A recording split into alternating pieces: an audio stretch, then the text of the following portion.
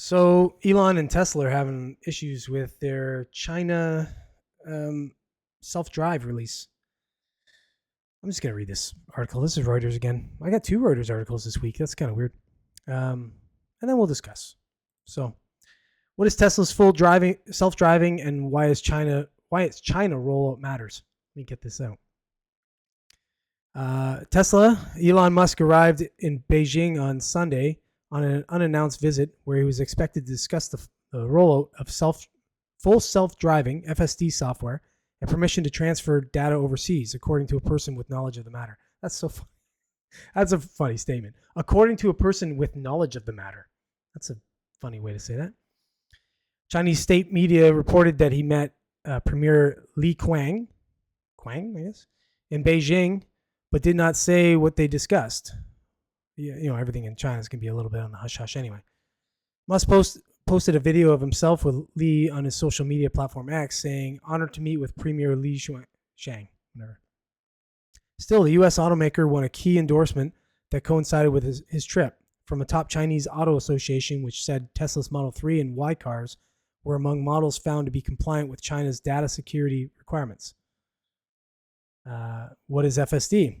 Tesla calls its driver assistant features autopilot or FSD, but says they do not make its vehicles autonomous and they require active driver supervision. So in other words, you cannot just set it and forget it. You got to actually be there holding the steering wheel, all that kind of stuff, which kind of sucks as far as self-driving. Just let me drive then. If I can't just play my game or something while it's driving, just... FSD is the most autonomous version of autopilot software and was rolled out in 2020. Its features include self-parking, auto lane changes, and traffic navigations. People that would need that probably need the self-parking because a lot of people can't park at all, at least where I'm from. Musk has long touted the FSD technology as a potential cash cow for the company, but has failed to keep his promise of a fully autonomous driving experience amid stiff regulatory and legal scrutiny of Tesla's safety and marketing. U.S. auto safety regulators said last week they had opened an investigation into whether Tesla's recall in December of more than 2 million vehicles in the United States to install new autopilot safeguards was adequate following a series of crashes. In 2023, Musk said the price of FSD, then at $15,000, was very low, saying the value of the car would increase dramatically if it became autonomous. Earlier this month, Tesla slashed the price of FSD to $8,000 from $12,000 in the US. FSD is also available through subscriptions, but on which Tesla recently cut the monthly price to $99 in the US and Canadian $99, so $72.52 US.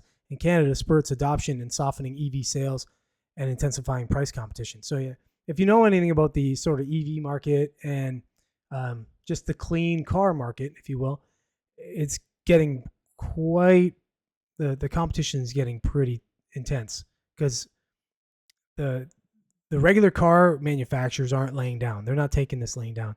They're getting better at regular fuel burning on just your regular combustion engines or cars, but they're also getting amazing with these EVs or these hybrid vehicles. And a lot of people aren't really adopting to the Tesla yet, right? Because let's be real, Tesla for a while was kind of a cheaply made car and at a pretty expensive price point.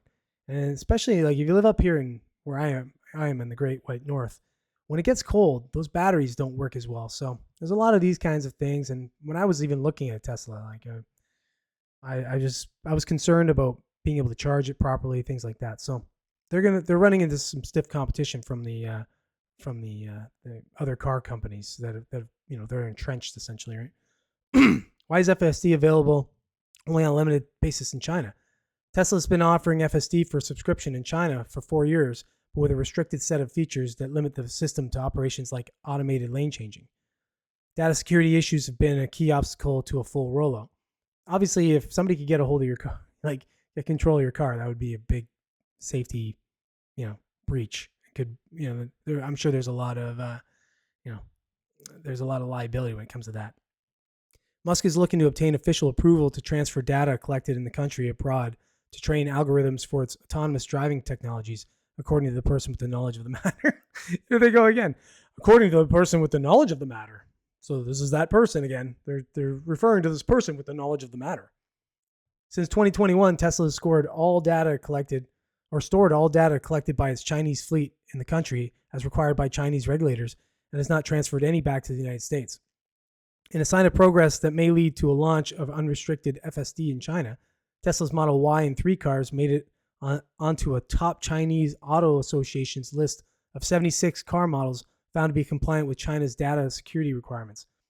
It remains unclear as to what, if any, other regulatory approvals Tesla will need to obtain or what conditions the company may have before it's able to make FSD fully available in China. So they keep going on a little bit. Excuse me. So obviously the problems that they're having with this FSD technology in China, number one is they're worried about security. Anytime you have a breach in something like that, that's going to be a problem. But number two, it's the sharing of this information back and forth. So anything with China has no problem with collecting information from other countries like the US and Canada and abroad, but they have a real issue with giving that information back. So this could be a big problem for Tesla. We'll see how it goes for him, but as long as he's kissing the right ass, I'm sure he'll be able to get that information as he needs it.